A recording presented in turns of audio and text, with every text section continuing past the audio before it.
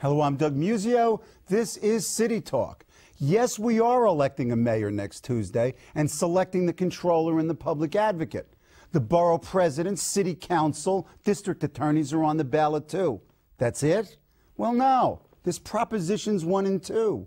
You don't know about Propositions 1 and 2? You ought to and you will.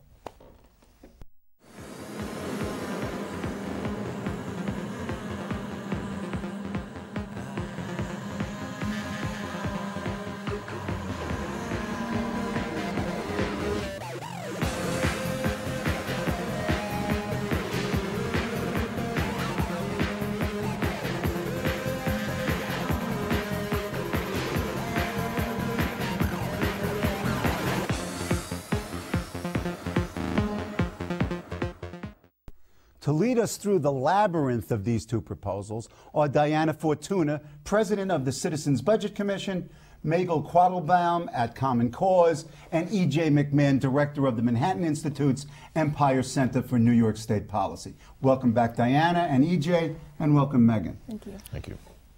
I know this topic, to a lot of people, sounds as dry as licking a pool table, but I have to tell you, I woke up and I said, I don't know anything about this.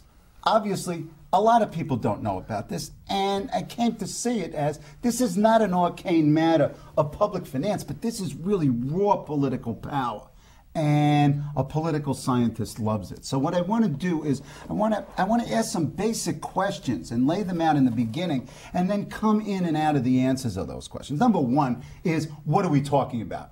Particularly with Prop 1. It's complicated. In fact, you go to the Board of Elections description, and it's dozens and dozens of words. EJ, you said that Fred Dickett took, what, 5 minutes to read it? He read it at the beginning of a radio debate we did, and it seemed to go on forever. Yeah. And we are expecting voters to walk into a voting booth and understand this. Is this any way to run a government? So that's question number one. Question number two, why is it on the ballot? How did it get there? Both the process of government and the politics. And nextly, what are the problems it's designed to solve? And are they the real problems, or are there other problems? And then finally, are we creating problems? Is the law of unintended consequences somehow operating here? I know we only have 25 minutes. Let's start. Megan, what are Props 1 and 2? Particularly Prop 1. Let's stick with Prop 1. We'll move to Prop 2 later. Sure. Well, I think you can't know what Prop 1 is without sort of going back to what is wrong in Albany. So I do want to start there for just 1 second. The status quo in Albany, the current budget process, is one that I think no one seated here today would readily defend. It's inarguably, I think, a mess. We may disagree on what is messiest or what the most serious problem there is, but I think we would all agree on that. From the perspective of Common Cause, which is an organization that focuses on government process, the most serious issues with respect to the budget process are that it's too secretive, too unaccountable, and too uncertain. You can, pick out a number of examples. I'll just take one or two. State agencies' budget requests to the executive are not made public. There's inadequate time, we think, for the legislature to review the executive's proposed budget. Massive revenue and expenditure items are off budget, meaning the legislature and the comptroller don't even review them. And nonprofits and schools that depend on state funding are left in a lurch when, as in 20 of the last 21 years, the state doesn't get it together to pass budget on time. Now, wait, let me just interrupt for a second. You folks don't disagree with anything that she said, do you? Basically. I basically don't. I would add a few more non-process substance problems to the mix, but it's a mess. It's been dysfunctional. I would disagree with only one of them. I've never been one to lose a lot of sleep over the fact that the budget is merely late. Okay. To me, that's a symptom. That's like the American Heart Association knocking on your door and saying, "Sir, will you please give us money to help in the fight against chest pain?" Okay? The problem is not the chest pain. The problem is, the artery blockage and all of the other factors that go into that. And sure. I tend to look at it from the other side on that issue. Okay. But we all think there's consequences, Common Cause believes, to late budgets. I mean, academically speaking, I think a late budget is maybe, as long as it's a good budget, maybe that's not a huge problem. But for schools that are trying to prepare their budgets with no sense of what aid is going to be coming from them from the state, it's a huge problem, which is why the PTA and the School Boards Association support this amendment. Okay, let's get to the proposal itself. It's really two parts.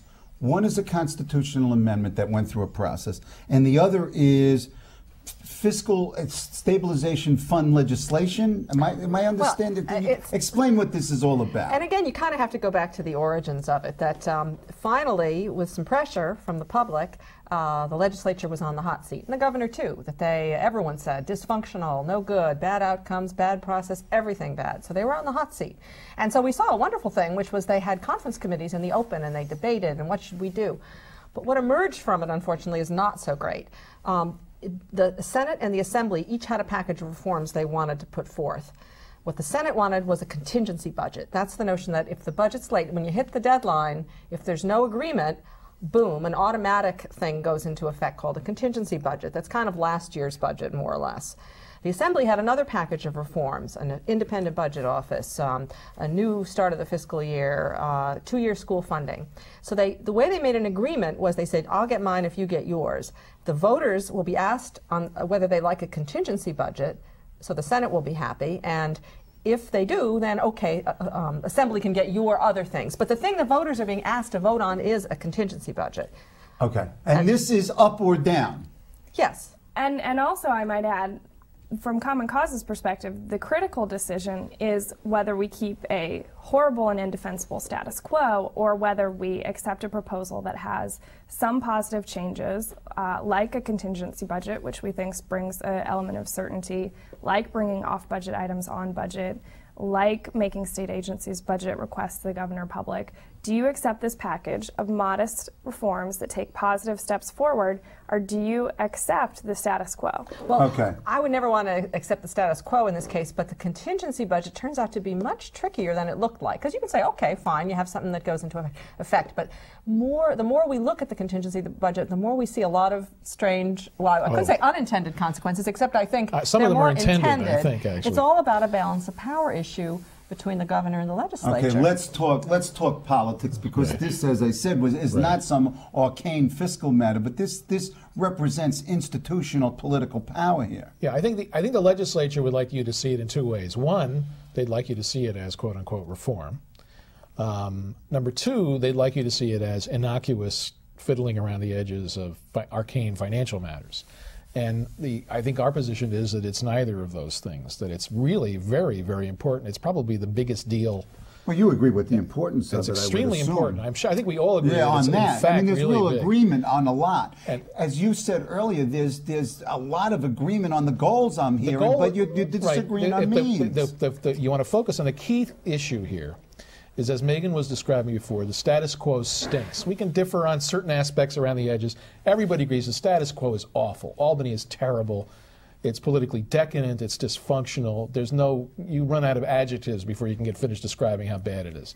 The question is, what is this thing? Is this something that's, well, not perfect but better than nothing, in which case anything is better than nothing, or is it worse than nothing? And the problem is that, in my view, and I'll let Diana speak for herself on this also, is that this is worse than nothing, that this actually will take those aspects of the status quo that we all dislike and actually make them worse. It's the answer to the rhetorical question, how could it get any worse? It could, and that's what I think. So you're arguing, forget about the law of unintended consequences, you're arguing the law of perverse consequences. You're creating the very condition that you're supposed to ameliorate. You can't agree with that. I heartily disagree with that, as a matter of fact. But I mean, I think, and it's interesting to me because I think there are two central arguments against this budget reform proposal, both of which do center around the contingency budget. I mean, I think Diana was exactly right. That is where the debate is situated. And while, people may differ by degrees on the other aspects of the proposal, that is the item of controversy. So, Common Cause and some of our coalition partners who are also in support of this proposal took a look at some of those issues. The first is that it is true that the legislature will get some new power in budget making if a contingency period goes into effect. So if the budget is not passed on time and if a contingency budget goes into effect, the legislature gets some additional power in budget making. So we took a look at that and we said, okay, is that warranted? Is that necessary? Is that acceptable? And we did a report, and what we found was the new power that the legislature will have during the contingency period is consistent with powers that legislatures in 46 other states already have. So there's been the suggestion that we're throwing ourselves in some sort of wild constitutional dysfunction and completely undoing executive budgeting. But what we think is that based on the fact that 46 other states can budget with legislatures having the sort of powers that are contemplated here, we think that New York can do it also. Okay, so this is the analysis, and this no offense intended, of the good government groups, the watchdogs. Talk about the inside political power game that's going on here, EJ. Well, putting aside the analysis, which is actually I disagree with and don't agree that there's 46 other states that are... you can come to that. I'll get to that. What's going on here is, think about how a budget has to be made. It's a $106 billion budget on the state level. Where do you start? Think about it. Well, do you start with a blank sheet of paper? How do you start? 80 years ago, the legislature started with a blank sheet of paper. So you had hundreds of guys starting with a blank sheet of paper. Imagine the outcome. They shifted to a system that, in fact, is the norm among states, with variations as different as there are a number of states, which is that you start with a piece of paper on which the governor has written things. All right, he writes appropriations. He says, he asks his departments, what do you need next year? He asks his budget division, tell us what this program will require next year. He puts out a set of bills that basically encompass what does the government need to operate next year. And the way the process works, and the way our Constitution in particular is worded, it says to the legislature, it makes him, as the courts have said, the constructor of the budget. He builds it. He hands them this stack of stuff. Okay, and by the way, it's very, very detailed. We're fiscal analysts. This thing is loaded with financial detail. It's all there the day he puts it out. It's a stack this high. Is it meant to be understood? If you, well, to the extent any $106 billion budget will be understood, if you're in the business of understanding those things, you actually can understand it. You can interpret it, but is it meant to be interpreted? If it was done like the city budget is done, it would be more easily understood, and it would be done on a totally different basis. But the fact is, on its own terms, it's really detailed, and it's like it's a stack of paper that high. Okay. Now, what happens is they got to take that. What do you say to this? Basically, is what happens. Under the current rules, they can't spend any money, the legislators, 212 of them, which is their favorite thing to do, after all. They can't spend any money on their own initiative. Governors like to spend money, too. Come on, no, they do. They do. They tend to have different priorities. They have to say, what they have to do first is respond to everything in that pile. Yes, no, maybe. Okay? Now, what happened is, has been this drift of court decisions basically ended up saying, by the way, after this thing was developed, that said that further limited the legislature's ability to change what he has in that pile of paper. So what does this do? This says that... And this was the cases of... Silver v. Pataki. It was the legislative leaders sued Pataki over, they were fighting over who could change what. Right now, the budget, whether it's done at the end of the fiscal year, which is now begins April 1st and would begin May 1st into this, or whether it's 3 months late, there is no budget till they've acted on that big pile. Okay? Under this proposal, at the end of a fiscal year, if they have not acted on that big pile, boom, it's off the table, it's gone, and they are prohibited constitutionally from even looking at it again. Okay? It's gone. Then you have a whole different budget system. You have the old budget, which is the status quo. Now remember, we don't like the status quo. They spend every budget negotiating their way back to the status quo because governors are trying to change things at times. Okay? You're back to the status quo, and then the legislature, not the governor, constructs off the status quo. And in the process of constructing can change a lot of things. Parts of the status quo, in fact, if the legislature chooses to leave them alone, are left on autopilot. For instance, arguably Medicaid spending. Most of it, if not all of it, separated. It can just unwind, okay?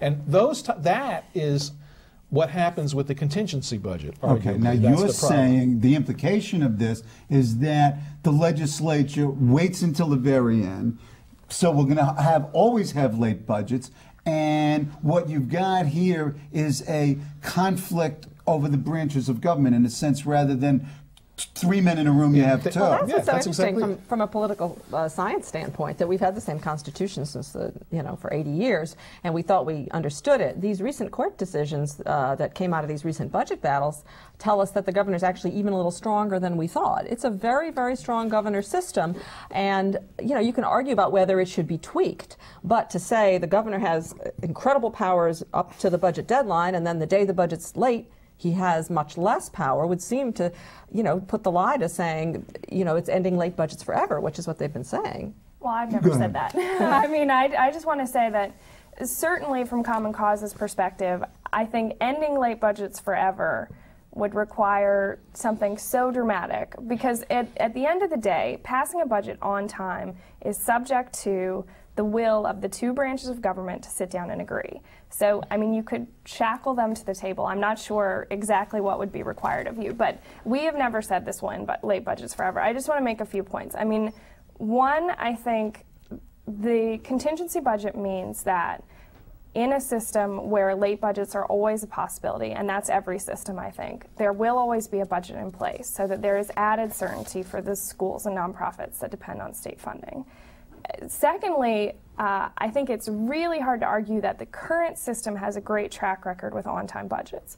Right now, the governor has no incentive to come to the negotiating table from our perspective, and I think there's an argument to be made, in fact, that the so strong executive system that we've had in New York is actually partially responsible for the 20 out of 21 years of late budgets. And I just think one other thing, which is the governor retains his line item veto power, so any spending that the legislature adds during contingency period is still subject to the governor's line item veto, and we think the power shift that happens there is just not as dramatic as it's being made out to be.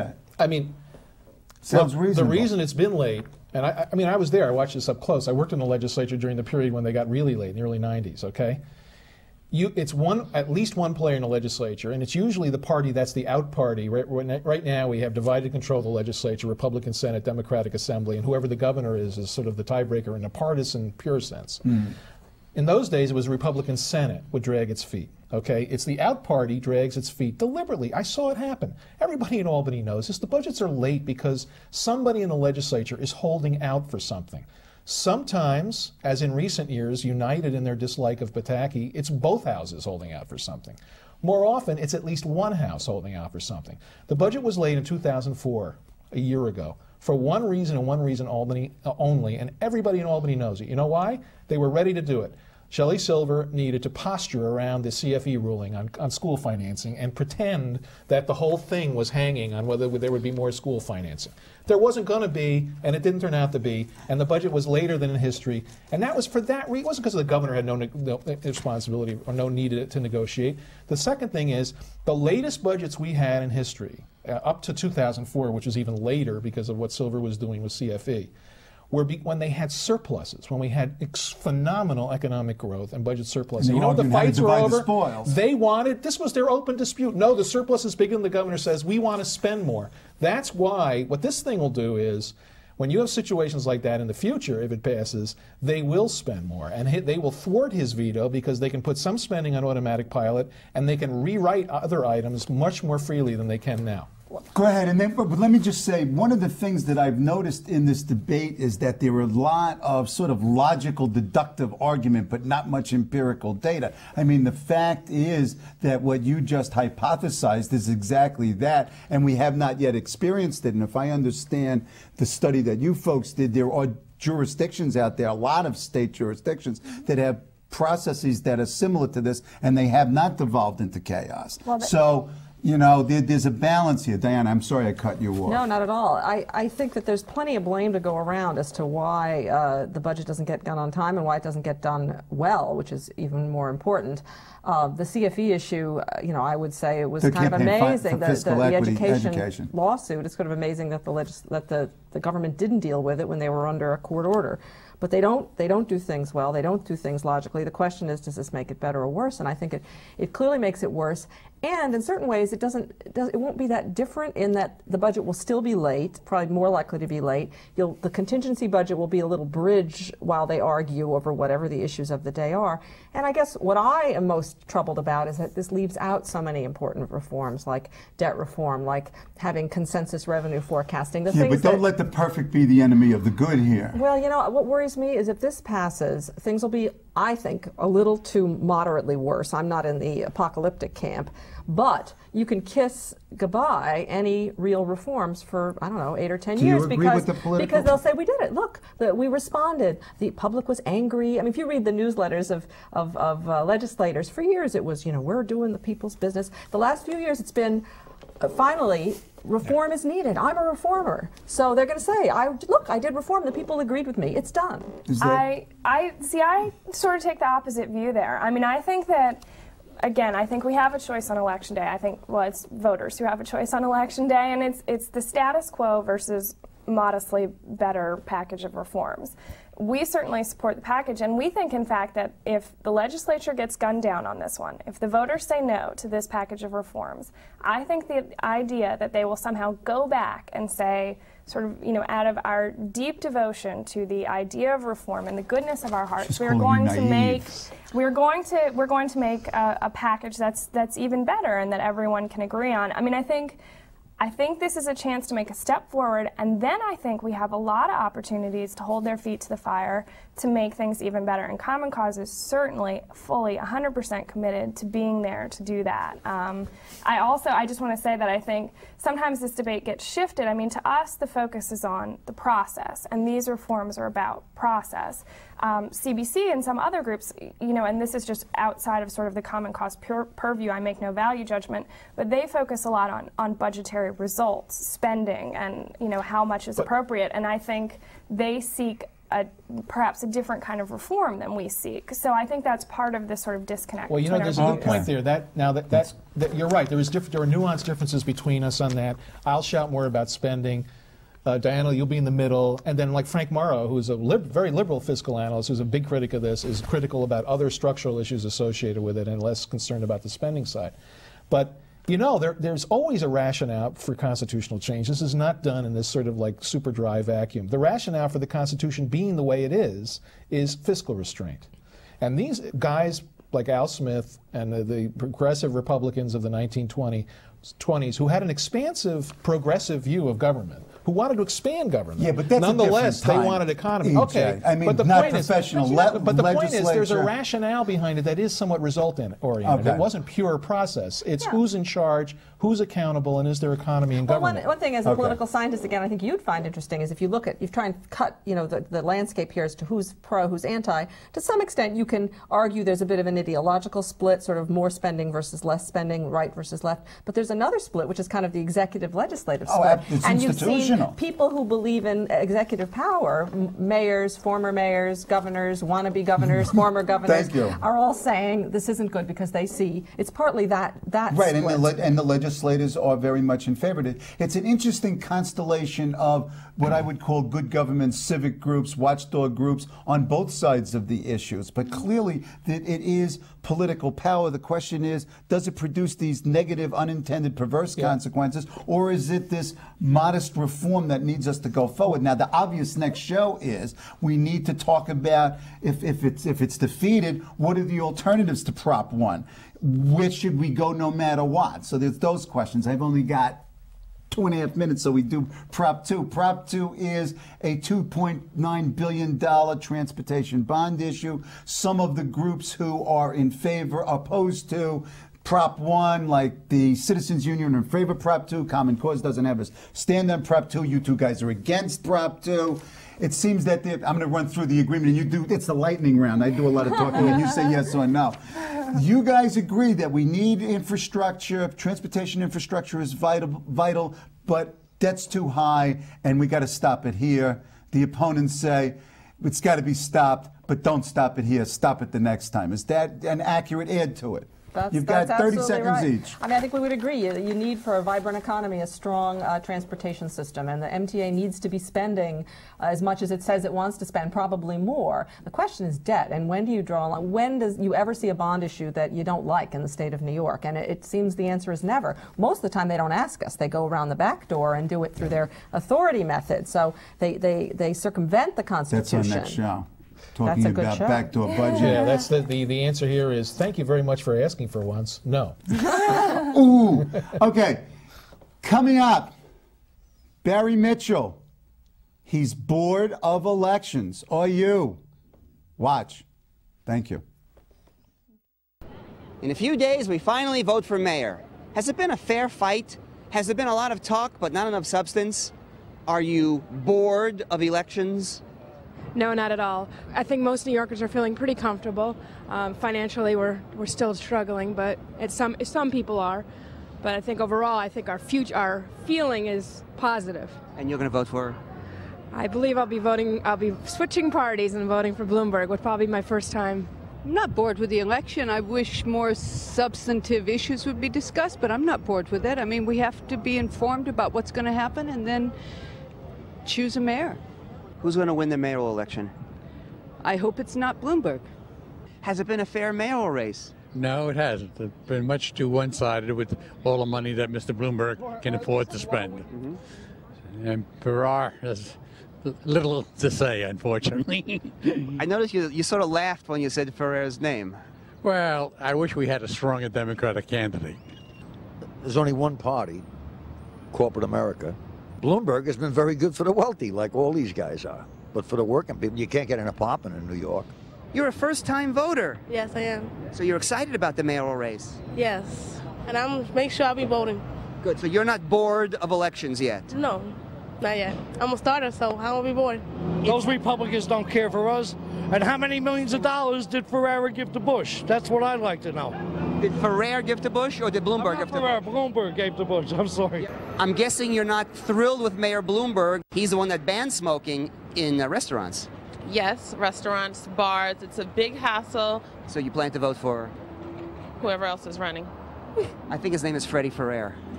Go Ferrer. You know, the important thing on November 8th is no matter which candidate you support, get out and vote! Barry Mitchell for City Talk. Who do you like in the third race? Aqueduct or Monmouth?